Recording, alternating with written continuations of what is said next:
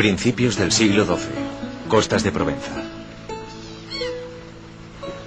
Esta franja del Mediterráneo está tan castigada por las incursiones de los piratas sarracenos que es conocida como Costa de los Moros. Año tras año, los infieles, amparándose en las numerosas islas y arrecifes, atacan las naves de los cristianos que navegan a Tierra Santa, dedicándose al saqueo y captura de cautivos.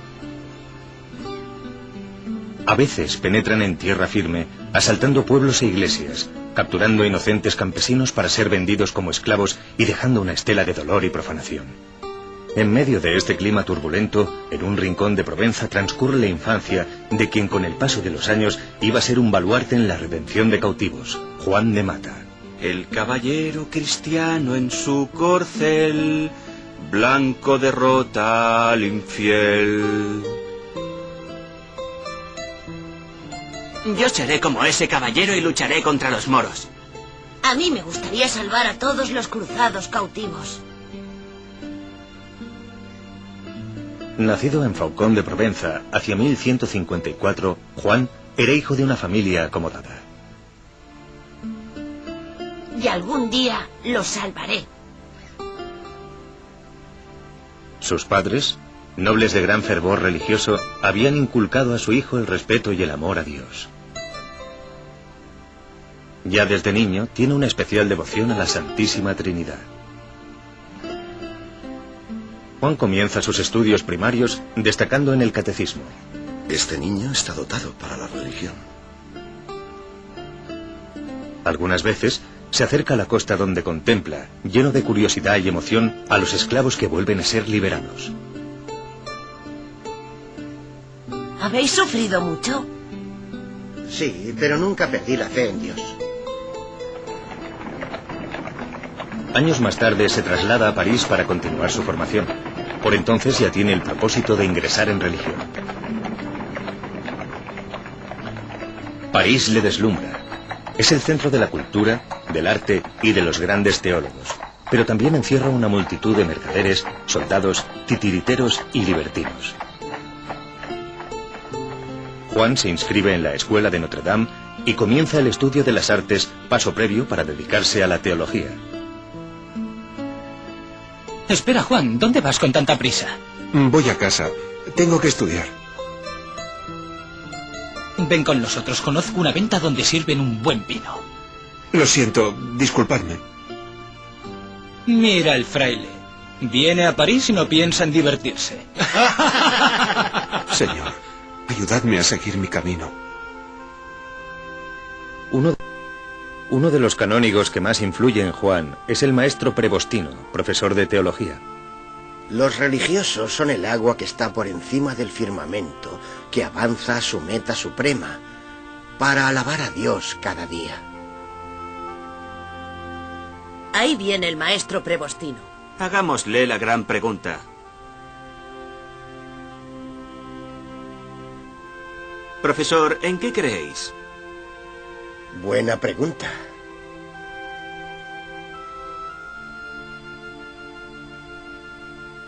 ¿En qué crees tú?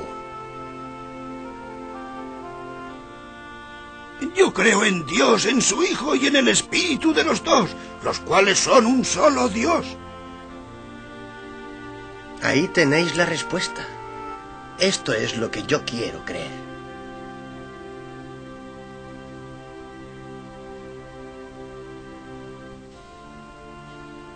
Durante los siguientes años, Juan continúa sus estudios en París. Muchos escolares no quieren guardar una medida conveniente en el aprendizaje. Por eso, vemos pocos sabios. Os aconsejo estudiar con un propósito bueno y útil. Juan sí tiene una meta: entregarse a la vida religiosa. Además, el impacto del dolor de los cautivos que ha conocido en Provenza le impulsa a un anhelo cada vez más fuerte: la redención. Años más tarde... ¿Me habéis mandado llamar, maestro? Pasa, Juan, y siéntate. Has terminado tus estudios brillantemente. Debido a tus dotes académicas y a tus cualidades religiosas, he pensado proponerte como maestro en teología. Agradezco su propuesta. Para ser admitido en el ejercicio de la docencia, deberás pasar varias pruebas. El título de maestro en teología es concedido por el obispo de París, a quien te voy a recomendar. Cuando recibe del obispo la licencia para enseñar, es tonsurado y declarado clérigo, ya que está sometido a la disciplina de la Iglesia. Durante varios años imparte clases de teología en París. Dos acontecimientos le dejan especial huella en aquella época y que influirían poderosamente en su posterior vida y obra: el acoso a Tierra Santa por los infieles y las disputas sobre el dogma de la Santísima Trinidad. Este debate tiene su colofón en el Cuarto Concilio de Letrán. Asumimos plenamente las esencias de la unidad de la Santísima Trinidad. Una noticia divulgada por los peregrinos que entraban en la ciudad iba a agravar una de sus dos preocupaciones. ¡La ciudad de Jerusalén ha caído en poder de los musulmanes! Era el año 1187. El Papa Gregorio VIII confirma oficialmente este suceso. Tierra Santa ha sido invadida por los gentiles y profanado su santo templo. Saladino, con un ejército de hombres armados, ha atacado Jerusalén. En vano salieron a su encuentro el rey, los obispos, templarios y soldados llevando la cruz del Señor. Vencidos los nuestros, el rey fue hecho prisionero. Degollados los obispos, los cruzados cayeron o fueron capturados y la cruz de Cristo arrebatada. París y toda Francia se movilizan. Obispos y sacerdotes salen en procesión. De todos los pueblos surgen escuadrones de cruzados. Las iglesias dan los diezmos de sus cepillos. Así va madurándose la tercera cruzada. Salvad, cristianos, a vuestros hermanos en Jerusalén. Mi participación en la cruzada no será con las armas, sino con la oración y la ayuda a las víctimas de la violencia de los dos bandos. Abrazaré la vida religiosa. Señor, muéstrame el camino si es tu voluntad. Indícame qué orden debo elegir. El primer paso es ordenarse sacerdote, ya que reúne las cualidades exigidas en el Séptimo Concilio de Letrán. A la celebración de su primera misa acuden el obispo de París, el abad parisino de San Víctor y su antiguo maestro prebostino. Señor, manifiéstame qué orden es la mejor para servirte. Tu bendición desciende sobre nosotros. Entonces ocurre un hecho extraordinario. Dios se expresa en todo su esplendor.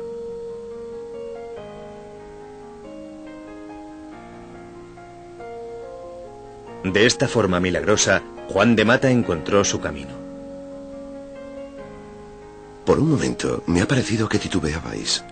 Al contrario, ahora estoy más seguro de la voluntad de Dios.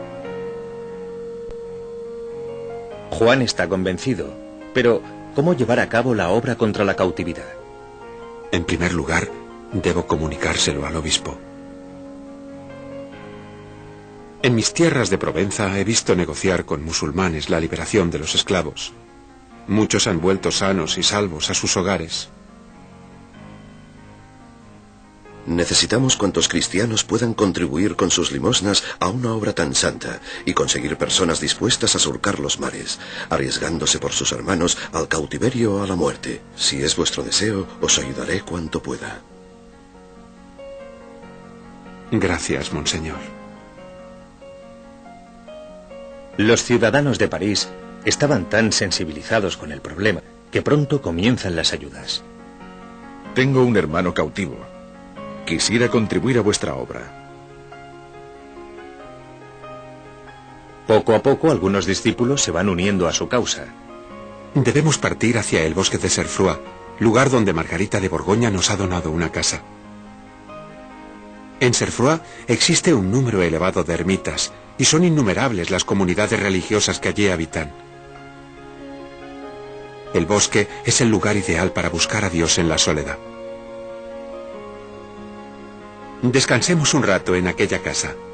¡Qué paz se respira aquí! Hermanos, no os molestaremos mucho. Solo pedimos descansar un poco y calmar nuestra sed. Nuestra casa es la vuestra. Pasad. Me llamo Juan. Estos son mis compañeros. Yo soy Félix, el ermitaño. Sed bienvenidos. Entre estos dos pequeños grupos surge enseguida un brote de amistad y compenetración, ya que ambos están dedicados a servir a Dios. Juan cuenta a Félix su propósito de redimir cautivos, y así la permanencia en casa de los ermitaños se prolonga. Mis compañeros están de acuerdo. Nos unimos a vosotros. Mi alegría es grande, Félix. Presiento que ya se está formando la célula de un gran cuerpo vivo que será nuestra orden. Me ha sido donada una casa aquí en Serfroy. Será nuestra primera morada. Procuraremos con nuestras vidas hacer presentes a Dios Padre y a su Hijo bajo la guía del Espíritu Santo. Mirad y recordad el Salmo. Como el ciervo va en busca del agua, así va mi alma.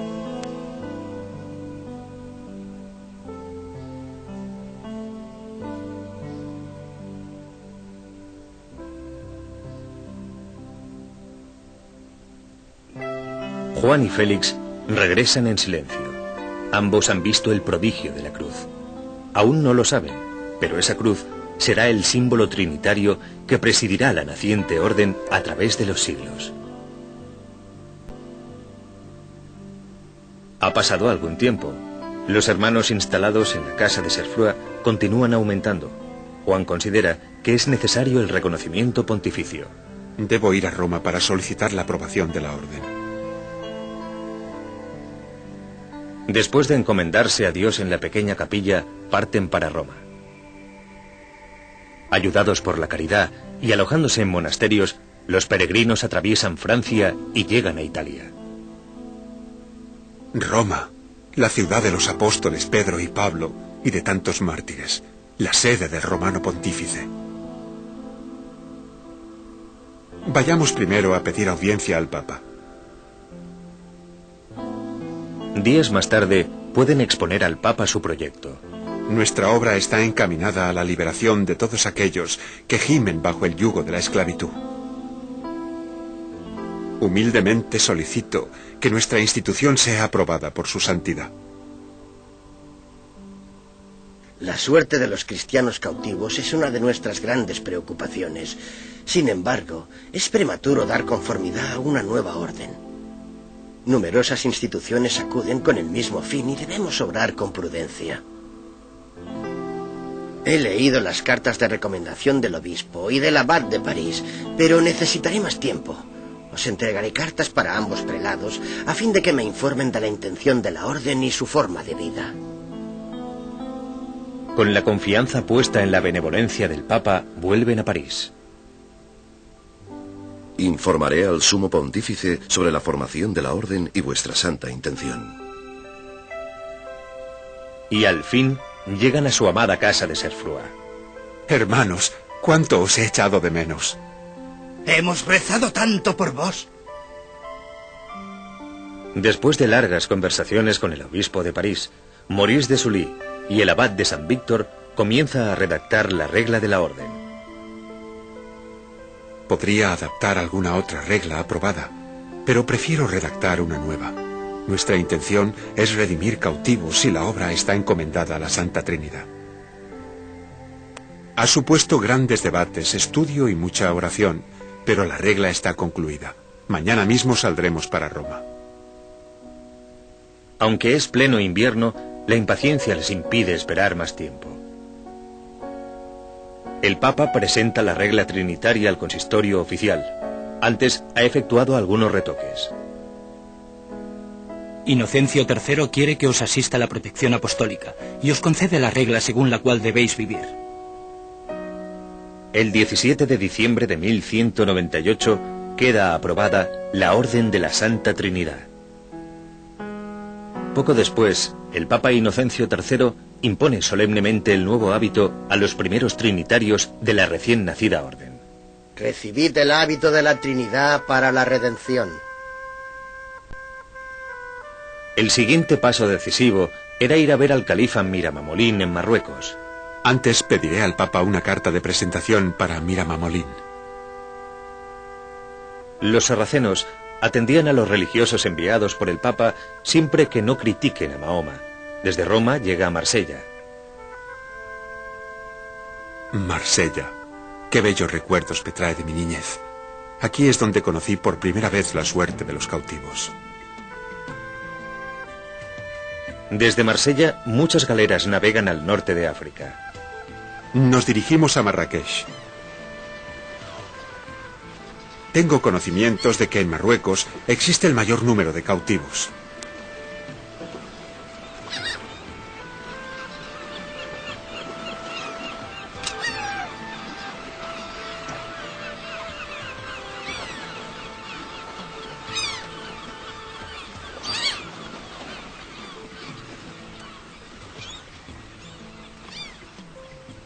Queremos ver a Miramamolín. Traemos una carta de presentación de Inocencio III.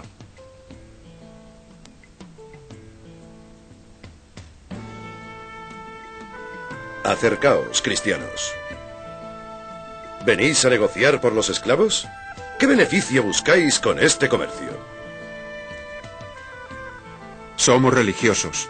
Nuestra causa es solo humanitaria. Eso os honra. ¿Traéis la bolsa? De momento os pido autorización para visitar las mazmorras.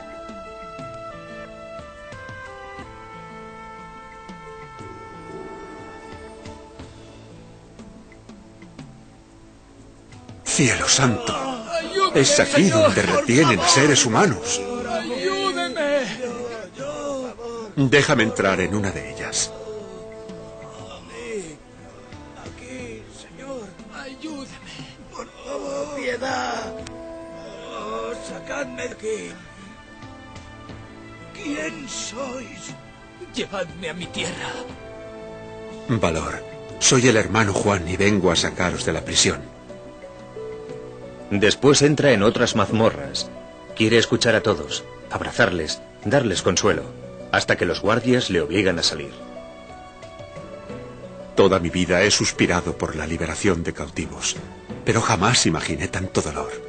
Recaudaremos todo el dinero posible para salvarlos.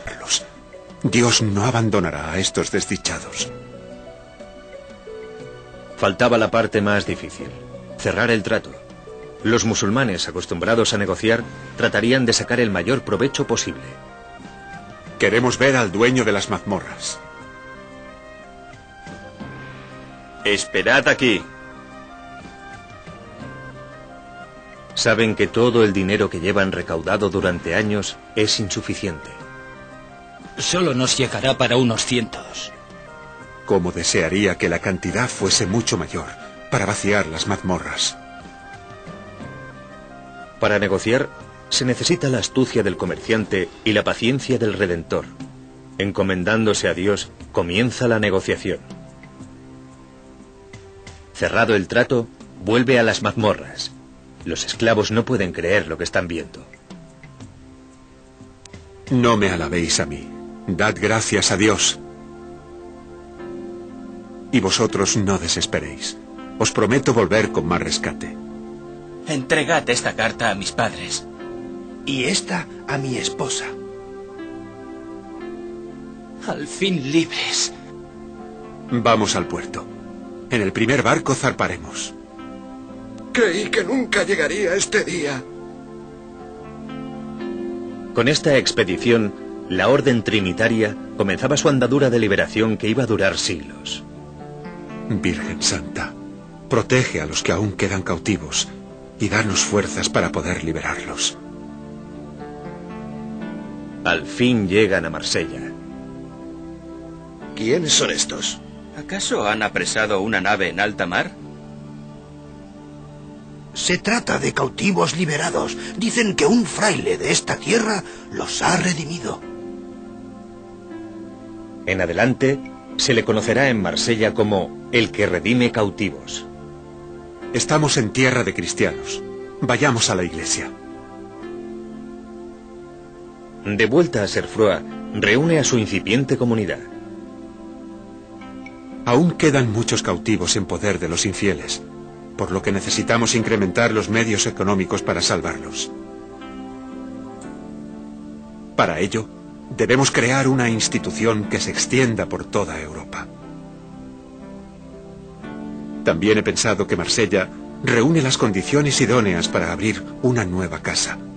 Está asentada frente al mar de los cautivos, y sus gentes son muy sensibles a este problema.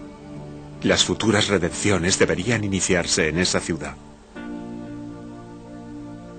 Animados con el éxito del primer rescate, los hermanos se empeñan en ampliar la comunidad y conseguir más limosnas para nuevas operaciones. El rescate realizado por Fray Juan ha trascendido por todas las comarcas. Cada vez son más los fieles que donan parte de sus bienes. Gracias. Su donativo ayudará a salvar a un semejante. Gracias a ustedes por todo el bien que están haciendo. Mientras tanto, Fray Juan vuelve a Marsella para fundar una nueva casa. Una vez adquirida la casa, Fray Juan hace otra petición al obispo de Marsella. Solicito abrir una iglesia y un hospital. El hospital es un centro para acoger peregrinos, pobres o necesitados. También servirá para hospedar a los cautivos que lleguen a este puerto. Para completar esta obra, consigue un pequeño cementerio para dar cristiana sepultura a los difuntos. Fray Félix, os dejo a cargo de la casa de Marsella. Yo debo continuar para extender nuestra institución. Trataré de continuar vuestra obra lo mejor posible. Cerca de Marsella se encuentra la ciudad de Arles, llamada Ciudad Santa por tener muchas iglesias y conventos. Allí será su próximo destino. Después vendrá San Gil de Provenza. Este es camino de peregrinos, ya que por aquí pasa una de las rutas que conducen al sepulcro del apóstol Santiago. En estas ciudades permanece algún tiempo y en ambas funda los 4 elementos que componen el complejo trinitario: la casa o convento, la iglesia, el hospital y el cementerio. Después de estas fundaciones podréis descansar. Todavía tengo fuerzas y queda tanto trabajo. ¿Cuál será vuestra próxima etapa? Cataluña ha sido reconquistada a los sarracenos y hay necesidad de instituciones religiosas. Allí nos dirigiremos. El incansable caminante toma la ruta de los Pirineos hacia Lérida.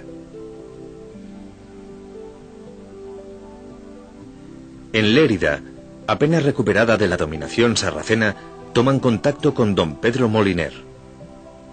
He levantado un hospital, pero no puedo atenderlo. Si ustedes quisieran hacerse cargo... Estoy impaciente por verlo. Habría que construir un oratorio. Los enfermos deben velar por su alma antes de recuperar la salud. Comienza la construcción de un convento para los religiosos y un oratorio. Sin embargo, la primera casa en Cataluña es posible gracias a la donación de don Pedro de Bellvís. Cedo mis bienes con el fin de salvar mi alma. Se trata de la Torre de Avingaña y se encuentra en la confluencia de los ríos Segre y Cinca. Esta es ruta de peregrinos. Construiremos una iglesia y un cementerio. Tras dejar su obra en Cataluña, vuelve a Provenza. ¿Qué es todo este alboroto? ¡Dejad paso a los vizcondes de Marsella! Son unos nobles muy poderosos. Poseen numerosos castillos. He oído hablar de ellos. Son ricos y ambiciosos. Algún acontecimiento les ha reunido aquí. Iremos a visitarles. ¿Creéis que es oportuno? Entregado a la expansión trinitaria, Juan se presenta para darse a conocer y buscar su respaldo. Conozco bien vuestra obra de redención de cautivos. Me place contribuir a la misma por la redención de nuestros pecados. Aparte del legado, expiden un documento de protección. En todo nuestro territorio, en mar o tierra, la Orden de la Santa Trinidad será acogida bajo nuestra salvaguardia. Asimismo, ordenamos a nuestros súbditos acoger, guardar y defender a Juan de Mata y a todos los frailes de su orden. Tras la acogida dispensada por los vizcondes de Marsella, permanecen un año en Provenza. Después se dirigen otra vez a Roma. Juan comunica al Papa el resultado de la primera redención y pone bajo su protección las casas fundadas en el sur de Francia y Cataluña. Ni el que planta ni el que riega es algo, sino Dios quien da el incremento. Nuestra gran preocupación es el recrudecimiento del peligro musulmán. Este peligro se siente especialmente en la península ibérica, después de la derrota sufrida por Alfonso VIII a manos del sultán Yaqub al-Mansur. Recibimos cartas de dolor de nuestro carísimo hijo Alfonso, rey de Castilla, sobre la entrada de sarracenos cometiendo deshonra a la religión cristiana en la iglesia y objetos de culto. Cuando se despide de Inocencio III, tiene muy claro dónde será su próximo destino: Toledo. Y de nuevo al camino, labor en la que empleará varios años para instaurar la Orden de la Santa Trinidad, fundar conventos, recolectar limosnas. Su misión reclama esa movilidad. Apenas rompe el día, se levantan para iniciar una nueva jornada y después de la oración matinal meten unos pocos alimentos en el morral y echan a caminar. Al mediodía paran junto a una fuente o río para descansar, apagar la sed y comer con moderación. Jamás entran en tabernas o mesones. Al caer el sol están golpeando la puerta de algún monasterio para solicitar la caridad de pasar la noche. Y al fin llegan a Toledo. Nos acercaremos al Palacio Arzobispal para presentarnos al arzobispo Martín López de Pisuerga. Por vuestra cruz veo que tenéis que ver con las cruzadas. Me llamo Juan de Provenza, ministro de la nueva Orden de la Santa Trinidad y Redención de Cautivos. Pocos pueblos de Occidente sufren tantos cautiverios como el ibérico. Hemos construido el Hospital de Santa María para albergar cautivos redimidos. Nuestra orden tiene los mismos propósitos: redención y hospitales. Fray Juan y el primado conectan perfectamente. Fruto de sus conversaciones, elaboran un contrato por el que cede el gobierno del hospital a la Orden Trinitaria. Aún permanece algún tiempo en Toledo para incorporar trinitarios en la misma ciudad y poner en funcionamiento el hospital, de acuerdo con las reglas de la orden. Su segunda etapa en Castilla es Atienza, en Guadalajara, donde tiene lugar un encuentro que iba a ser muy fructífero para la comunidad trinitaria. Mi ama, la señora Catalana, os ruega que vayáis a su casa, pues os quiere hablar de algo que es de vuestro interés. La noble señora Catalana es una piadosa dama. La conocí en Lérida. No la hagamos esperar. Fray Juan, he seguido y admirado vuestra obra, y sabiendo que estabais en Atienza, me he apresurado a llamaros. Para sufragio de mi alma y la de mis padres, quiero hacer donación de parte de mis bienes en Burgos a la Orden de la Santa Trinidad, para que ellos la administren a los pobres. Sois muy generosa, señora. Los bienes consisten en tierras o granjas en varios pueblos burgaleses. Quiero que la donación se firme en Atienza, con el refrendo de los obispos de Burgos, Toledo, Segovia y Cuenca. Alfonso VIII, rey de Castilla, ratifica y corrobora el contrato con su firma y sello. He sabido que sois el fundador de una orden cuyo cometido es la redención de cautivos. Cuando vayáis a Segovia, me complacería hablar con vos. Será un honor, Excelencia. En estas conversaciones en Segovia, el obispo expide una carta credencial para Fray Juan y sus religiosos. En esta carta pido que los religiosos trinitarios sean recibidos en las iglesias y puedan efectuar colectas para sus actividades redentoras. También concedo un privilegio. Cuando llegaren a una ciudad suspendida a divinis, podrán abrir las puertas de su iglesia y celebrar los oficios divinos. Además, tomo bajo la protección pontificia la casa de la iglesia de la Santa Trinidad en Segovia. Recibo humildemente vuestra bendición. La entrega del fundador, que infatigablemente recorre Francia, Italia y España, hace que las ramas de la orden se extiendan de uno al otro mar. Después de formar una nueva comunidad en Burgos, parte para Roma. Se os ve fatigado.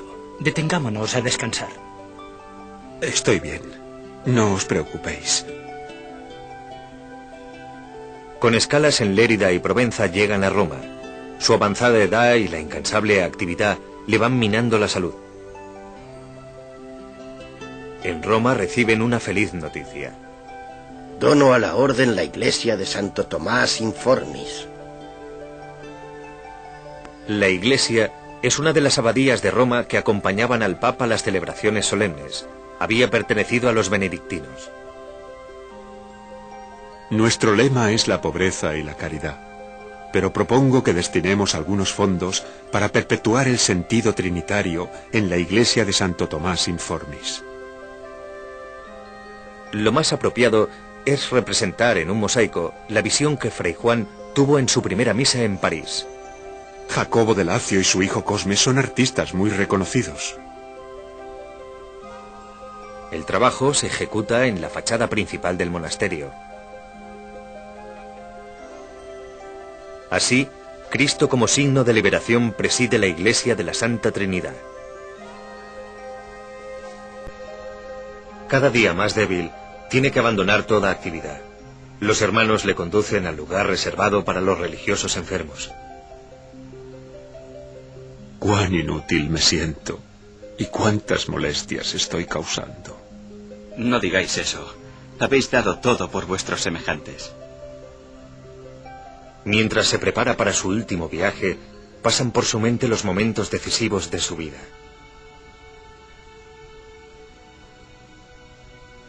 Su infancia en Provenza,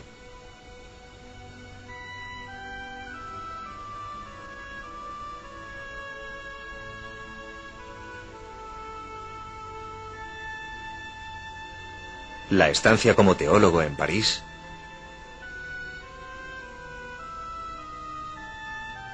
su primera misa, tan importante en su vida,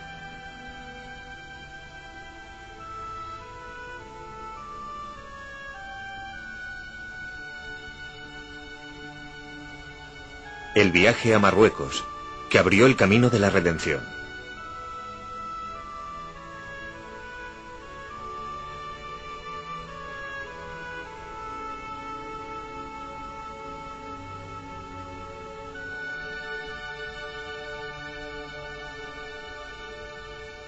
Devotamente se dispone a recibir los últimos sacramentos.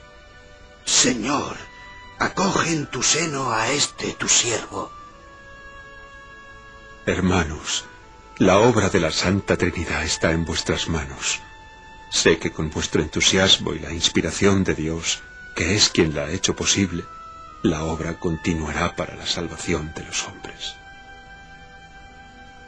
El 17 de diciembre de 1213 entrega su alma a Dios, el mismo día que Inocencio III, 15 años antes, aprobaba la orden. San Juan de Mata había abierto un camino de libertad y redención. Hoy, al cabo de 8 siglos, los hermanos de la Santa Trinidad y de los cautivos continúan el proyecto del fundador con la obra de fraternidad y redención entre los perseguidos y los nuevos esclavos de la sociedad actual.